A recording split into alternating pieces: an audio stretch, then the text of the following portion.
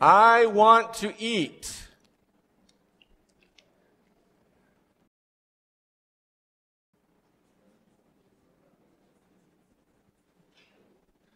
Quem pode me dizer qual é a resposta curta se eu perguntar do you want to eat? Quem se lembra como nós dizemos a resposta curta? Se eu perguntar, Juliano, se eu perguntar do you want to eat? Se lembra a resposta curta? So, eu vou te ajudar com yes.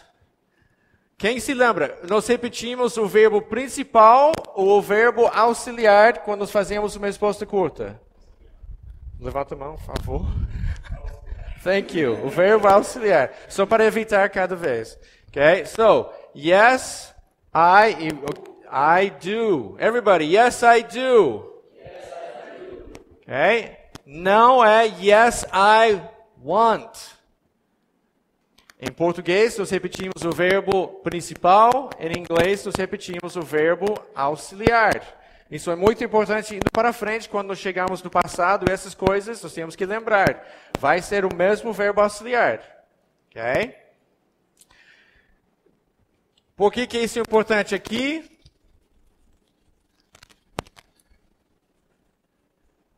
Qual é... Tem um verbo auxiliar nessa afirmação?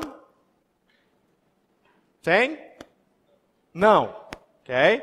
Se nós fôssemos fazer uma pergunta aqui, se eu quisesse me perguntar se eu quero comer, como é que eu faria? Eliseu.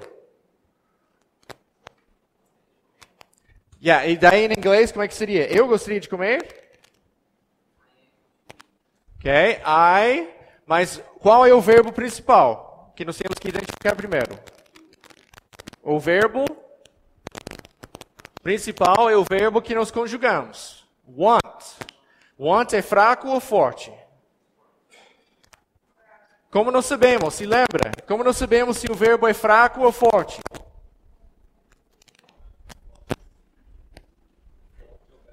Forte verbo to be ou auxiliar. Want é verbo to be? Não. Want é verbo auxiliar? Não, então é fraco. Por que é fraco? Precisa da ajuda de quê? Do auxiliar. Ou seja, do. Se for fraco, precisa de do.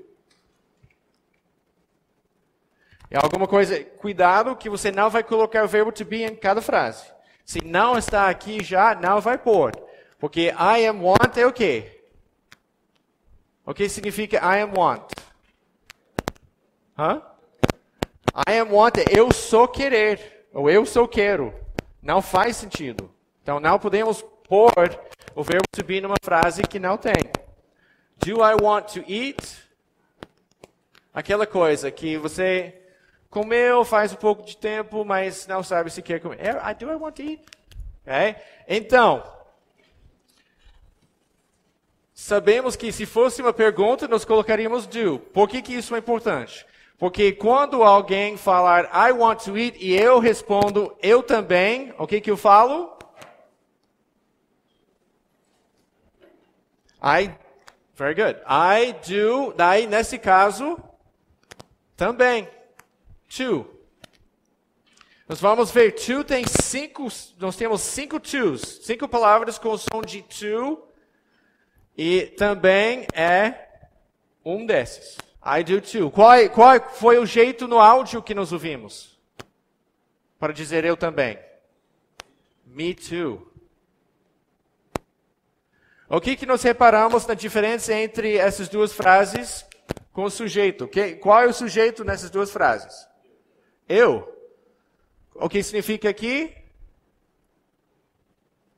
Qual seria a tradução ao pé da letra aqui? Eu também quero, right? Quem falou? Nice. Eu também quero. Por quê? Porque sabemos que o do vai representar. Por isso que eu chamo de verbo vampiro. Vai chupando o sentido do verbo que veio antes. Então, isso representa. Isso é o quê? Eu também. Okay? Então, se você usar um ou outro, isso é um pouco mais formal, só porque é mais completo. Mas isso nós usamos direto. Por que isso é importante? Porque quando nós temos essa frase aqui, quando é completo, nós temos o sujeito aqui Aí, se do representa o verbo, então é I. I, you, he, she, essas coisas. Agora, quando é independente, aí é uma coisa só, sem verbo, o que nós usamos? Me. Nós usamos o pronome de objeto. Nós vamos falar mais sobre os pronomes de objeto, mas me, you, him, her, esses outros pronomes. Okay? I do too, me too.